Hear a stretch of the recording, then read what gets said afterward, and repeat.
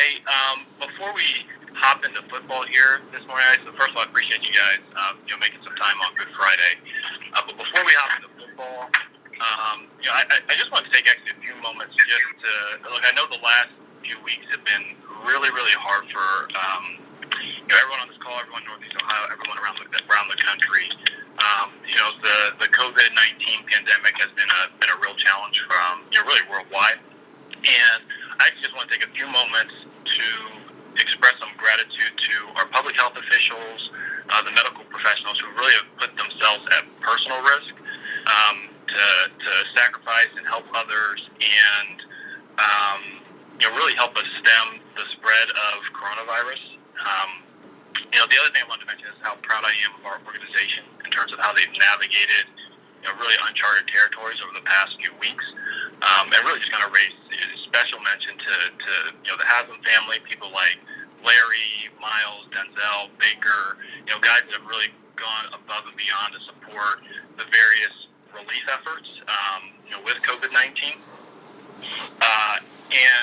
And really the last thing that I wanted to say is, all of us that, whether it's myself or everyone on this call that has, the power of the pen, I think really part of our responsibility is just to make sure that, consumers of our work or people who read the different articles and various media platforms, just emphasizing how important it is for everybody to follow the direction of our medical professionals, and how important it is for people to stay at home and stay safe, because that's the one thing that's going to really help us, slow the spread of COVID-19. So I just want to take a couple moments there. That's, really quite honestly, that's probably the most important message, even more important than anything that we're going to talk about here in the next few minutes. But I just want to take a little bit of time to say that on the front end.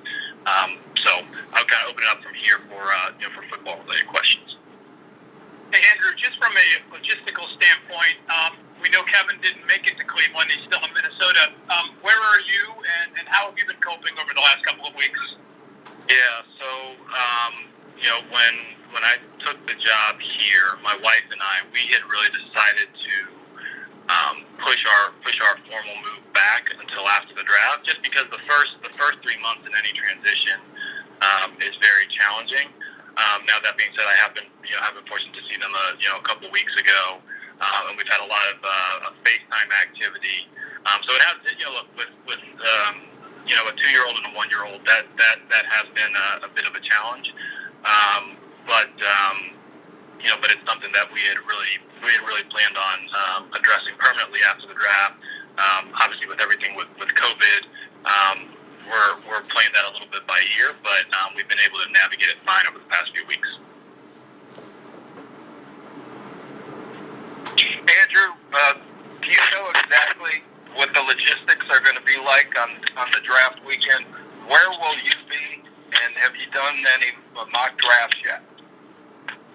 In terms of the draft process, it still is a bit of a work in progress in terms of the operating protocol that we're going to have.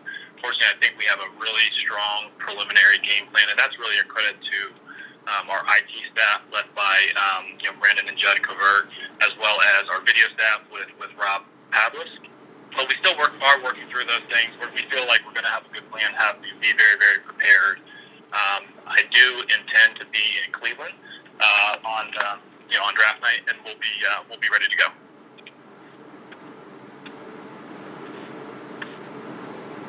Andrew, there's so much uncertainty with the logistical problems that could arise, and Coach Harbaugh brought up the specter of hacking the other day, which people didn't really think about.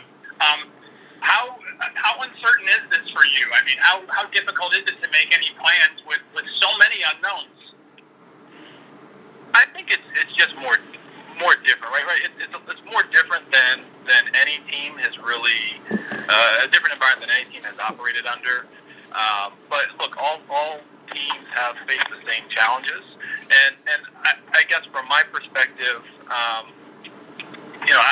we're going to be prepared and ready to go regardless of the circumstances, and I feel confident that we're going to have a very high-quality draft, and we have a really strong support staff that's been working through a number of creative and effective solutions that we've used already throughout the free agency and draft preparation process. So I have full confidence that we're going to be ready to go here in 2 weeks. Andrew, take us through the last couple weeks. Zoom meetings, maybe watching film, texting with prospects. Like, what have you guys been doing with this digital stuff? Yeah, so it's been a lot of just as you alluded to, it's been a lot of use of Zoom, Microsoft Teams. My phone, if it already wasn't attached to my hip, it certainly is now. So we're fortunate to live in an age of technology, so it hasn't disrupted the work product or workflow from that standpoint.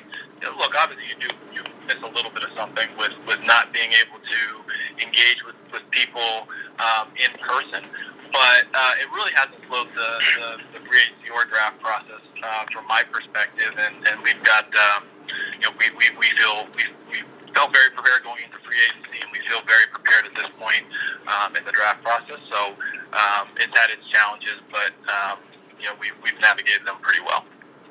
Hey, question about assembling a team as a new GM, albeit you've been there before, obviously.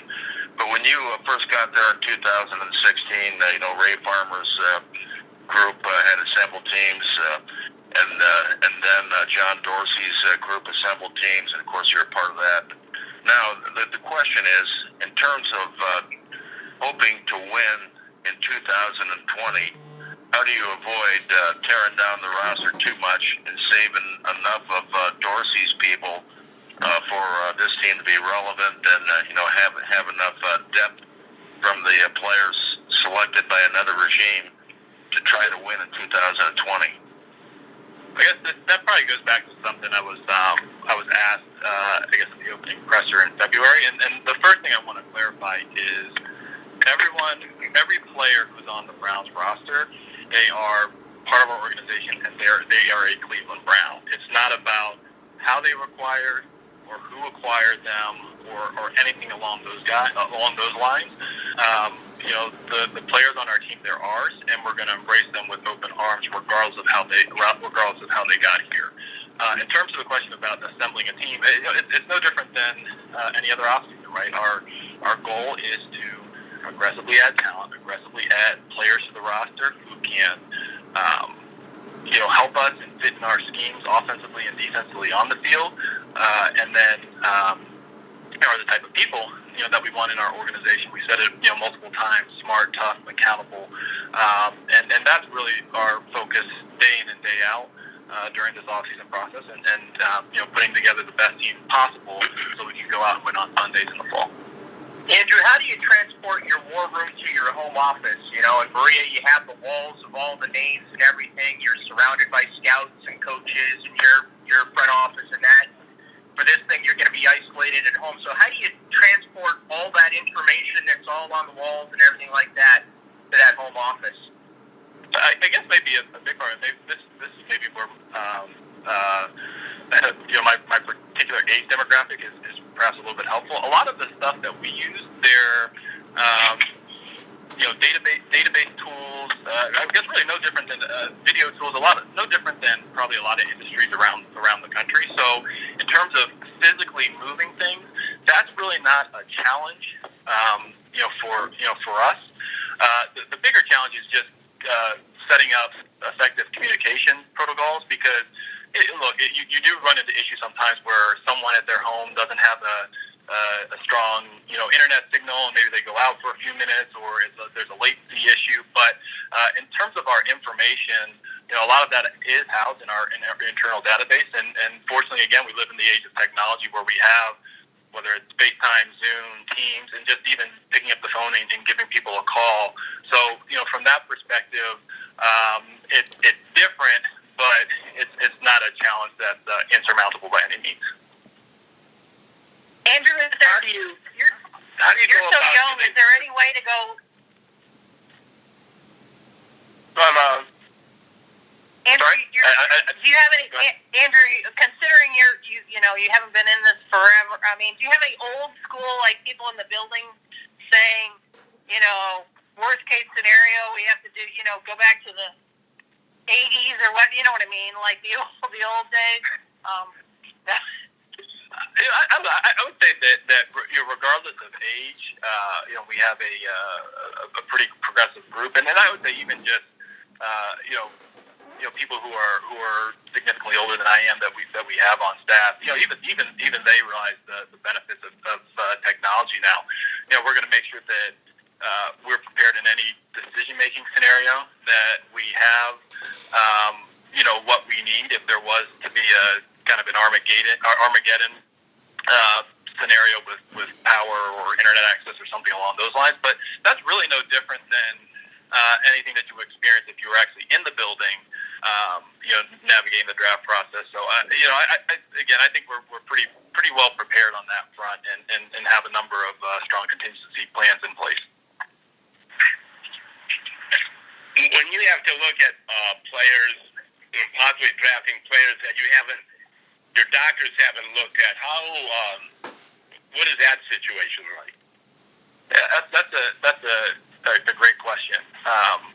So I think we're fortunate on a number of levels. Number one, we did have the combine in February, and that every year is really the most important part of the combine is getting the medical information and getting the baseline and preliminary medical information for roughly 330 prospects.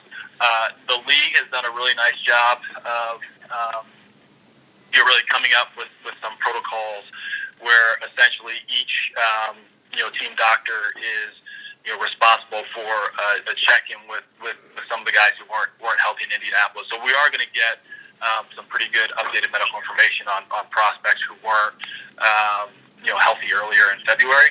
I think the bigger challenge is for players who were non-combine invitees, and digging on medical information there. But that's again a challenge that we face every year. Unfortunately, Joe Sheehan, our medical staff, every year they've done a good job of leveraging their relationships to really get the information that we need from the different campuses on prospects who aren't combine eligible. So yes, there's a little bit more legwork this year compared to prior years, but we're still going to be at a really good place for the players who are in consideration for us in the draft and then after the draft. Andrew, is there any update on Carl Joseph? I don't believe he's been announced officially. Yeah, the big thing there is just the physical. It's a little bit challenging just from state to state. They're obviously the focus of the hospital systems is rightfully so on COVID-19, and so it can be a little bit more challenging from state to state. But look, we that's really the only reason that he has not been announced. But we don't anticipate any significant problems. Andrew, do you think it's a bigger challenge to execute a trade on the clock?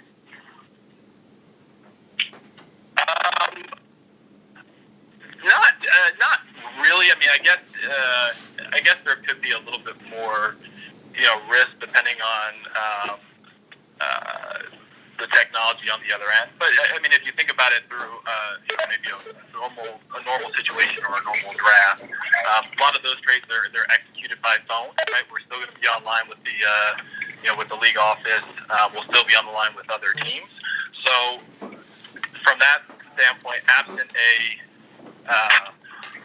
power outage or something along those lines at either of the two clubs, I think that's something that's going to operate, largely the same on draft weekend. Andrew, how do you feel about just what you did in free agency? Because you mentioned you kind of went into it with a plan. Now that you look at what you basically got, how do you feel about it? We feel good. We're excited about all the guys that we added to the roster. We thought they had the talent, the skill set that would fit really well into our offense and defensive systems. We think they embody the characteristics that we're looking for in terms of people, fitting into our locker room and fitting into our organization. And we like the value that we got for the players. So I think it's a good start to the off season. We have 5 months until hopefully we're playing in early September. So we still have a lot of work to do to add competition to each of the different position groups. But certainly the guys that we've added to the roster so far, we're excited to have them. And we're excited to the Browns. How much of a priority was trying to get the line stabilized, and then also, looking into the draft for that? Yeah, so I think I mentioned this a little bit earlier as well. Is that for us, having a young quarterback and being an organization that we want to make sure that we can be quarterback centric and ensure that position has a lot of success. The offensive line is always going to be a priority, and that's not just this year, but any given year. Because if we can't protect the quarterback, we can't, create holes in the run game. Then it's going to be a really tough challenge for our skill players to produce and play at a high level. So it really does start there. I know those guys end up being a bit of unsung heroes, but that's something that has been a focus of ours and will continue to be a focus of ours in each successive offseason. Andrew, you've talked about a lot already, but in general, Andrew, what are the traits and characteristics and skills that you think have become the most important in this situation, in the draft prep and in draft execution on draft night? The skills of a GM and a front office, what do you really need to be able to do to not be thrown off by this, and how do you feel like the skills of the Browns front office match up with what's important? And maybe I can ask for a quick clarification there. Do you mean more operationally, just given the change in environment? Yeah, given that everything that has changed. So yeah, to make sure that things flow as smoothly as possible and are as normal as possible. What are the things that an organization really needs to emphasize? Yeah. So I really think it comes down to just organization and preparation, and a big part of that is working in conjunction with the IT staff, the video staff, obviously your personnel staffs, and our coaches to make sure that number one, communication is where it needs to be as we're making selections later on in April. But I think that's really the biggest thing. So one of the things that we're going to do over the next 2 weeks, as we get our virtual war room, so to speak, set up, we are going to go through a couple dress rehearsals so that we can make sure that we flesh out any trouble spots or things that we may not anticipate, because the first time doing this way, we don't want to be Thursday, day one of the draft. So we're going to be organized, we're going to be prepared, and really we just want to get to the point where 2 weeks from now it's all about execution, and and we're ready to go. In your 10 years in personnel, looking at drafts in terms of it's a strong draft, a weak draft, it'd be great if you would be willing to admit whether this year's draft is strong or not as strong. But is that true, Andrew? Do the drafts widely fluctuate going into them in terms of this draft group looks like a strong group, or another year's group might look relatively weak overall? I have a feeling this may be a less than satisfying answer for you, but look, I think every year each class has a number of good players across positions. There, in retrospect and in hindsight, there are classes or years where perhaps whether it's the top end of the draft or the depth of the draft maybe isn't as strong as in other years historically. I don't think that that's something that we truly know until we look through the lens of history. But needless to say, this year, again, a number of quality players across positions, a number of players that we'll be excited about at each, really in each round that we have a pick and each day of the draft. So we look at it as an opportunity to add some young players to the roster that can, again, improve depth, competition, and overall talent across the team. Andrew, there was a report that you guys got pretty close with, or that you guys were pretty serious shooters for Jadeveon Clowney. My question is, did you guys, did you reach out? Did you have conversations with Jadavian's agent, and is that a situation you are still monitoring, or where does that stand? Yeah, I'm not going to get into the habit of really commenting on or speculating on players that aren't on our roster. Obviously Jadavian, he's a good football player, but for us, it really goes back to something I mentioned maybe 2 months ago. You're rest assured across all opportunities to acquire players, we're going to be aggressive and adding talent to the roster, and we're going to make sure that we if there is an opportunity to upgrade the team and we think that it makes sense, we're going to be proactive there. But like I said, I'm not going to speculate on players who aren't on our team, but we're actively always looking. Whether it's draft, free agency, trades, waiver wire, you name it, to add players to our roster. Andrew, how difficult is it to draft a player who has been mostly a right tackle or even exclusively a right tackle his college career and say, okay, you drafted him high now, I'm not talking about a 7th round pick or something you take in the 1st round, and say, all right, we're going to make him a left tackle.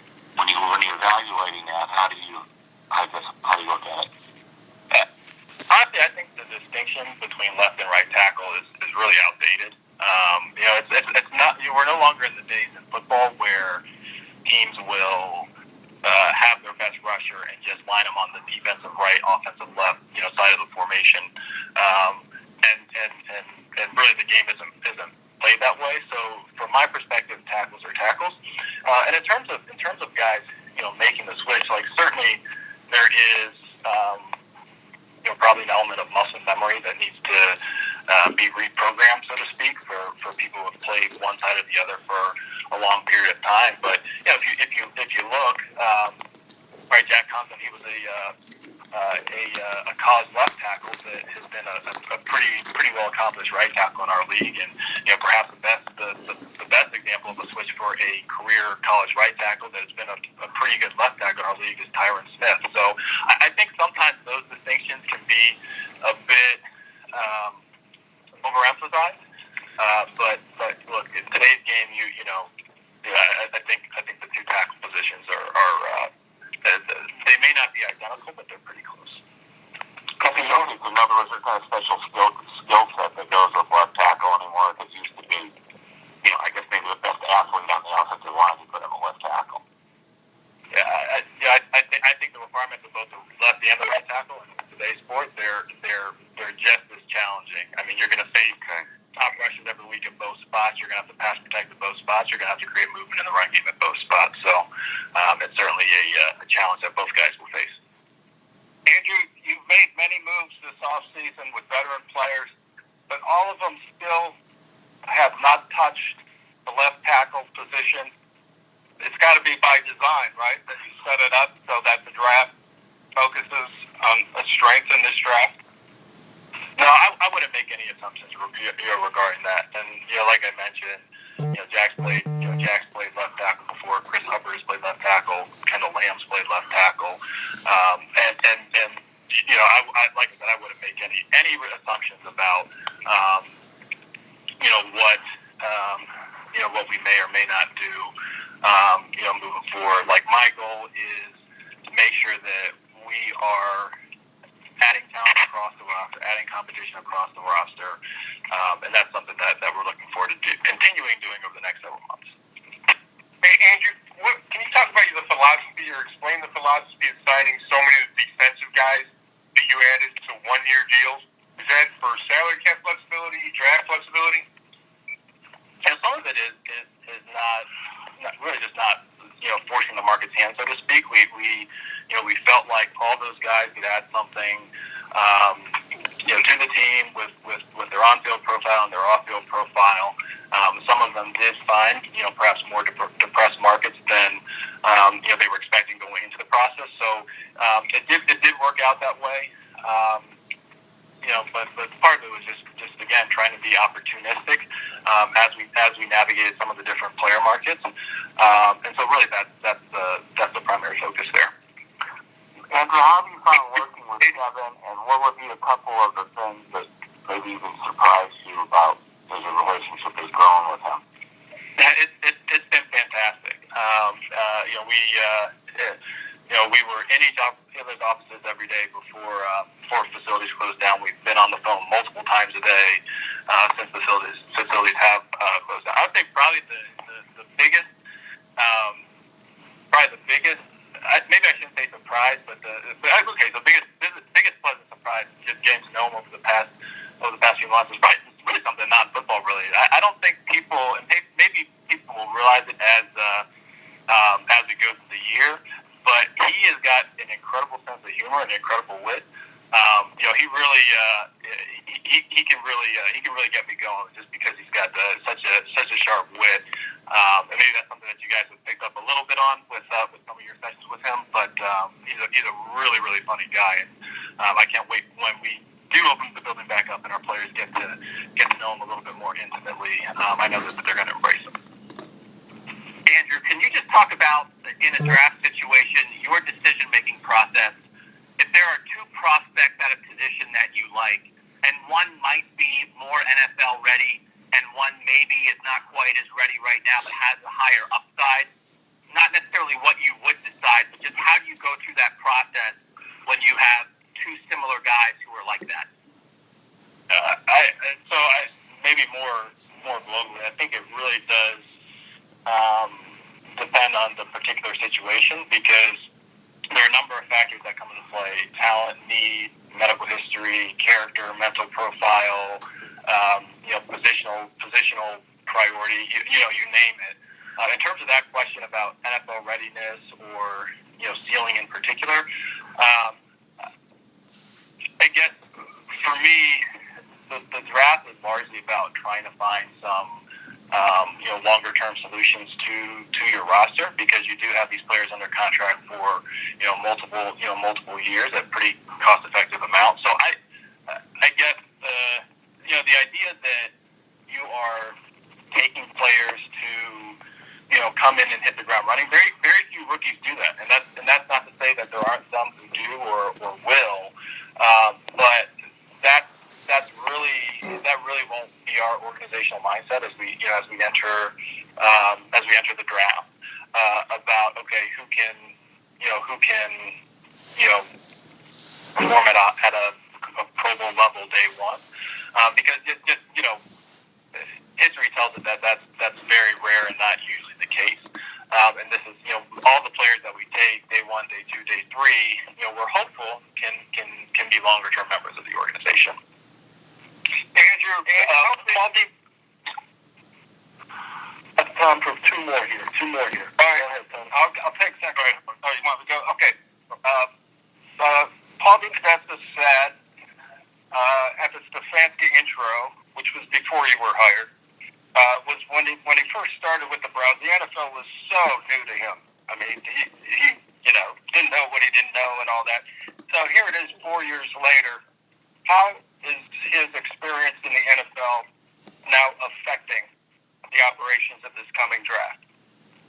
I think it's something both Kevin and I have both hit on, that how fantastic of a thought partner that Paul has been in a variety of the football operations domains.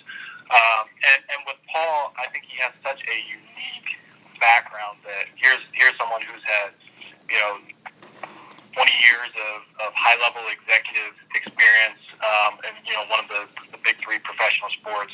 Again, now has 4 years of high-level experience in the NFL, and that diversity within his background has been really valuable to us throughout the offseason process. I know Kevin has mentioned that how helpful Paul has been. So, look, I think Paul is a super valuable resource for all of us and for the organization, and very very happy he's here and involved in everything that we do. Andrew, obviously you guys are supposed to start the off-season program this week, and now we don't even know if there will be any off-season program. How big a setback is that, especially for first-time coach in a completely new regime? It's a challenge, but all 31 other teams are dealing with the same circumstances, and we're going to be prepared. I know Kevin and his staff are prepared. And I do also think that there is some precedent for this. Like if you look at was it 2011 coming out of the lockout? At that point there were zero off-season programs. Teams are starting free agency in August, and then it's like you push the play button and you're in camp 2 days later. And teams navigated that fine. In fact, I think that was the year where we had a number of rookie quarterbacks that really hit the ground running as rookie stars in that season. So it creates a different environment, but it's not like this is the first time organizations or teams have had to deal with this or deal with adversity. And we'll be ready to go.